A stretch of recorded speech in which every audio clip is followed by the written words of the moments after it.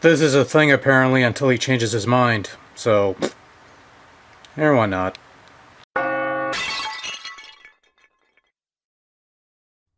So after 13 years of YouTube drama no one in their right mind should honestly care about, to be honest with you, we're finally getting an Irate Gamer Angry Video Game Nerd crossover thing courtesy of the Boars. And honestly, yeah, I kinda saw it coming, mostly because Mike Matei's comment was the pinned comment and that gave it away somewhat. But regardless, yeah, there you go, that's a thing that's happening. And in what should come across as a surprise to absolutely nobody, especially to those who have been following this thing for years, unfortunately, the resident detractor Irate Gamer Sucks blog had something of a personal crisis as their hero, their savior, the man who defined the angry reviewing genre and had been the target of many plagiarized bits and smear campaigns from the Irate camp, had supposedly sacrificed whatever respect and worth his followers may have had for the man by joining forces with the evil Chris Boars or betrayal! Or whatever the narrative is these days. I've hardly kept track, to be honest with you.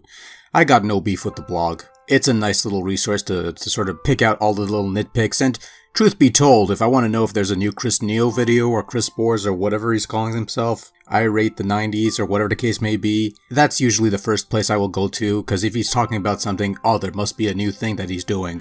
So as a resource and as a reference, even with the biased slant, I mean, the title speaks for itself, I find some use out of it, and you know what, I wish him well and all that stuff. Now with all of that having been said, of all the things to lose respect for James Rolfe over, you pick this? I'll admit that I don't hold James Rolfe in that much high regard these days, mostly because over the years the quality of his videos have gone to shit.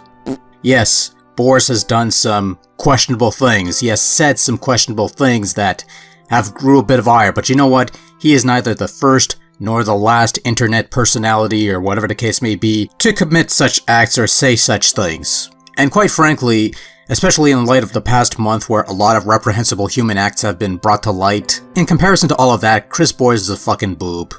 And so whatever floats your boat, I suppose, but if James Rolfe, and Mike Matei especially, who was particularly vocal about Chris Boars in the past, are willing to let bygones be bygones and bury the hatchet, or whatever the case may be, enough that they're on workable terms that they're willing to contribute to a Chris Boars production, then hey, it's a step forward in that particular relationship, isn't it? I'll tell you what though, this particular piece of business has piqued my interest, especially considering it is perhaps the only piece of interesting business as it relates to both camps.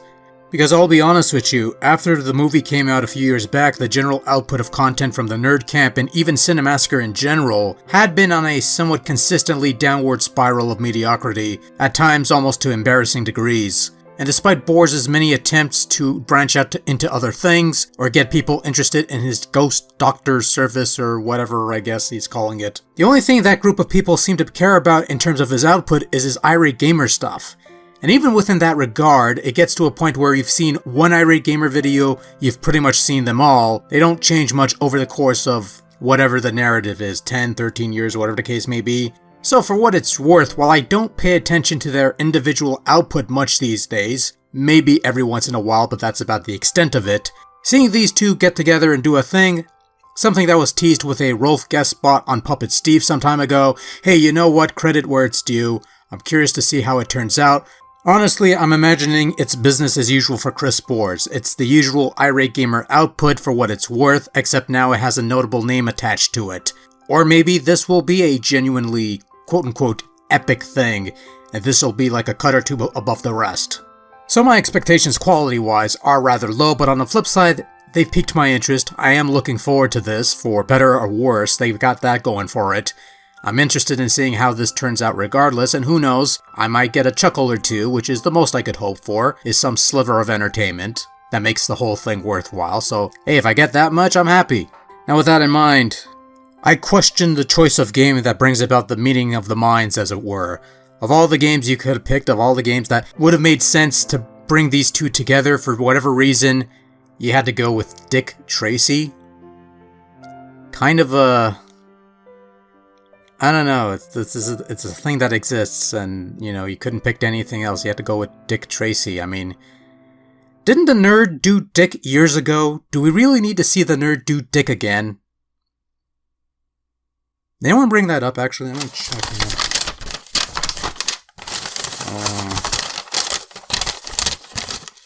Who cares? If nobody made that quip, I made it so you don't have to. You're welcome. Alright, look, you can make of this what you will. Call it a lowering of standards or morals. Call it an act of desperation. Call it whatever. Betrayal! Be happy they buried the hatchet. Be terrified they joined forces.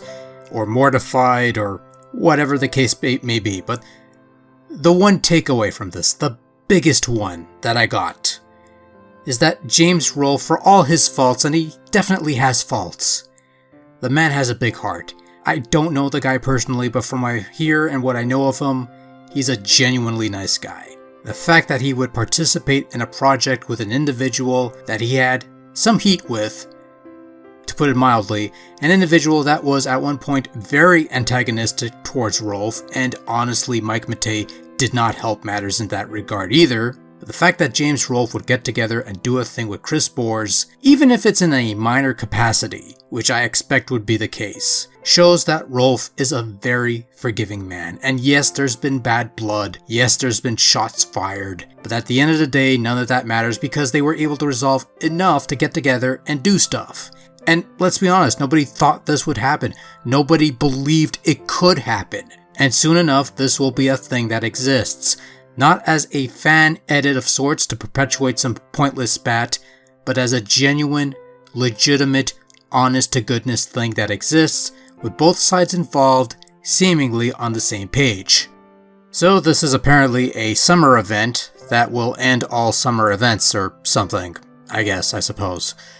Reactions are naturally split in this one. As demonstrated earlier, there are those who will never give Chris Bores the benefit of the doubt and as such won't change their tune simply because he and Rolfe are on the same page as it were. And make no mistake, just because this is taking place doesn't mean Bores' detractors are going to go away, nor should they, not entirely at least. If Bores does something stupid or says something stupid, of course he should be called out on it. If you don't like his stuff, then that's perfectly fine. Eventually though, you get to a point where you probably should focus less on the things you don't like, more on the things you do. In other words, try and find something else to do instead of continuing something that should have died ages ago. It does absolute wonders for your mental energy, keeping away from the stuff you absolutely abhor and just sticking with stuff that you like. That's just me though. There are those, also, who will see this as a turning of a new leaf as these two former blood rivals, such as it is, finally come together in this meeting of minds and will probably hold ticker tape parades celebrating this incredible alliance once it's convenient to do so, that is. Probably hoping this will lead to further crossovers and such, and believing this will be the shot in the arm needed to bring either or to new heights of popularity, and if you honestly believe that, it's probably best to temper your expectations. Something like this might have been a bigger deal 5-10 years earlier, but nowadays, the best you could hope for is a one-time bump before things go back to the norm and people stop caring. And that brings us to the third group, those who could care less about this sort of thing and are probably having no idea why this is such a big deal. To these people, seeing someone called Irate Gamer and someone called Angry Nintendo Nerd get together is about as epic as a team-up between Connor the Waffle and Duncan the Bagel. Nobody is going to get that. Or maybe they will. It's entirely possible there's somebody called Connor the Waffle or Duncan the Bagel out there. Hell, there's somebody called Scott the Waz. What the fuck is a Waz anyway? In any event, whatever camp you yourself find yourself in, have fun, be safe, and good night. Yeah, that's all I got. Bye.